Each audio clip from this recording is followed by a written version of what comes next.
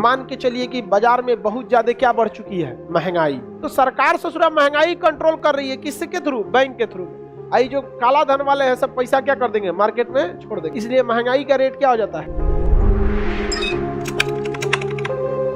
लेकिन एक होता है समानांतर अर्थव्यवस्था, समांतर अर्थव्यवस्था, समांतर अर्थव्यवस्था, समझ गए? कौन सी अर्थव्यवस्था? काला धन को कहा जाता है। किसे कहा जाता है? काला धन को कहा जाता है। ये देश की अर्थव्यवस्था को क्या कर सकता है? बर्बाद कर सकता है। एग्जाम्पल के तौर पे हम समझते हैं, मान के चलिए कि बाजार में बहुत ज्यादा क्या बढ़ चुकी है, महंगाई।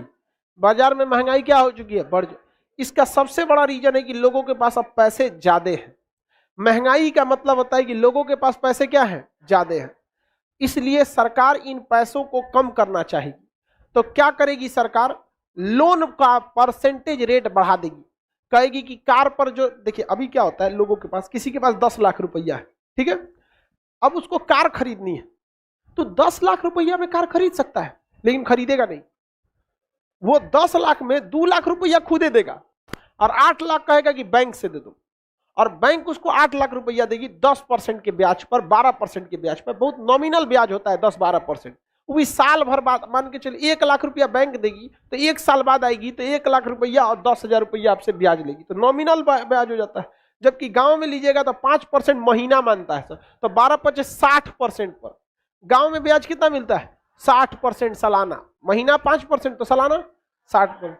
तो सरकार कहती है कि लोगों को क्या मत दो, ब्याज मत दो लोगों को। बैंक, अब मान के चलिए बैंक कहना बंद कर दे कि हम पैसे नहीं देंगे कार खरीदने के लिए, लोग कार खरीदेंगे?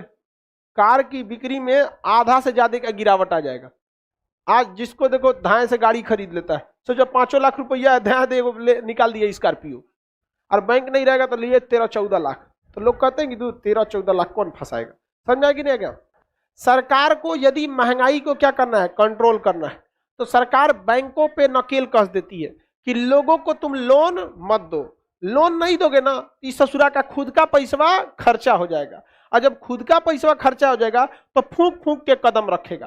तुम ससुरा, ओकरे पास 10 लाख रुपया था, 10 लाख में गाड़ी खरीदता ना, तो गाड़ी जब घर ले आता 10 लाख का 10 लाख लगा के, तो चेहरे पे खुशी नहीं टेंशन होता। 10 लाख रुपया था, गाड़ी खरीद लिए, कोनो इमरजेंसी आएगा तब, बेटा बेटी को पढ़ाना है, पत्नी बीमारी रहती है, क्या होगा, उसके चेहरे पे टेंशन रहेगा। लेकिन इस ससुरा बैंक वाला, ओकरा 10 लाख में गाड़ी खरीदना है ना, तो कहा 2 लाख आप दीजिए ना, 8 लाख हम दे देंगे। तो अगर गाड़ी का गाड़ी आ गया, अब बच गया कितना रुपया, 8 लाख। आवते पूजा पाठ कराएगा, बढ़िया से टीकेगा, मिठाई मिठाई ले आया सोचा।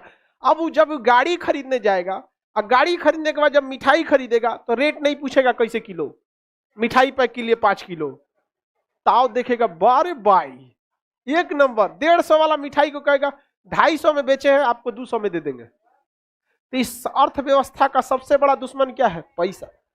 बैंक पैसा को सप्लाई कर देती है, ये करिए बैंक दुश्मन है, ये बोली है, मारो उसको।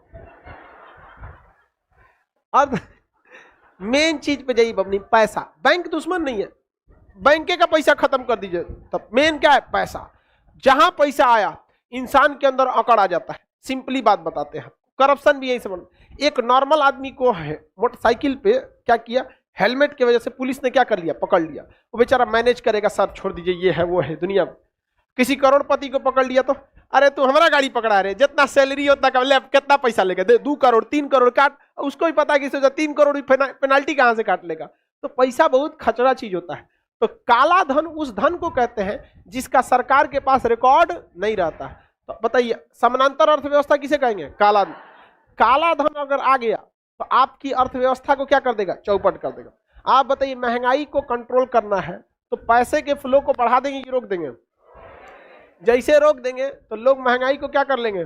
खुदे कंट्रोल कर देंगे। तो सरकार क्या करती है? रोक देती है। बैंकों को कहती है लोन मत देना। बैंकों को क्या कह देती है? लोन मत देना। सब आदमी जिस दिन अपने पैसा से करने लगेगा ना, उस दिन समझ में आएगा। यहाँ पर बड़ी बड़ी बिल्डिंग देखेंगे, दिल्ली मुंबई में बन गई, बुर्ज खलीफा बिल्डिंग देखें, सैमसंग कंपनी और GCC गल्फ कंस्ट्रक्शन कंपनी, ये सब मिलके बनाई है सब। आपको पता है इन सब के बनाने में केवल इनका 10% पैसा खर्चा हुआ है, बाकी 90% किसने दिया है? बैंक। अब बैंक नहीं देता तो बुर्ज खलीफा बन गया रहता। नहीं ना बनता। तो बहुत जरूरी होता है कि पैसे को आप क्या करें, कंट्रोल करके रखें, पैसे को खुला छूट नहीं देना है। अब पैसे को कंट्रोल, काला धन कैसे होगा, बहुत ध्यान से समझिए। मान के चलिए कि आपने 1 करोड़ रुपया कमाया और उस पर सरकार को 30% यानी 3 लाख रुपया, 30 लाख रुपया क्या देना था, टैक्स। लेकिन आप उस टैक्स को चोरी करने के चक्कर में इधर टैक्स नहीं दिए, इधर उधर फंसा दिए, झूठे बीमार पड़े नहीं है, दिखा दिए कि हम क्या थे, बीमार थे, ये वो करके पैसा खपा लिए। तो आपने क्या रख लिया है, काला धन रख लिया है। अब सरकार चाहती है कि बैंकों को कहेगी कि तुम लोन मत दो, ताकि लोगों के पास पैसे ना जा पाए। तो सरकार ने क्या कर दिया है, लोन को महंगा कर दिया या लोन मना कर दिया। तो जितने अमीर धनाढ़ लोग हैं जो क्या रखे हैं, काला धन, वो कहेंगे हम ही से ले लो ना 2% पे, हमसे क्या ले लो 2%। तो सरकार ससुरा महंगाई कंट्रोल कर रही है, किसके थ्रू, बैंक के थ्रू में। आई जो काला धन वाले हैं सब पैसा क्या कर देंगे, मार्केट में छोड़ देंगे। आप ही बताइए, आज भी लोगों को अगर जरूरत पड़ती है तो किसके पास, बैंक के पास जाते हैं, साहूकार के पास जाते हैं। ये साहूकार क्या है, सब काला धन लेके वो समानांतर अर्थव्यवस्था को चला रहे हैं, इसलिए महंगाई का रेट क्या हो जाता है, भागते जाता है।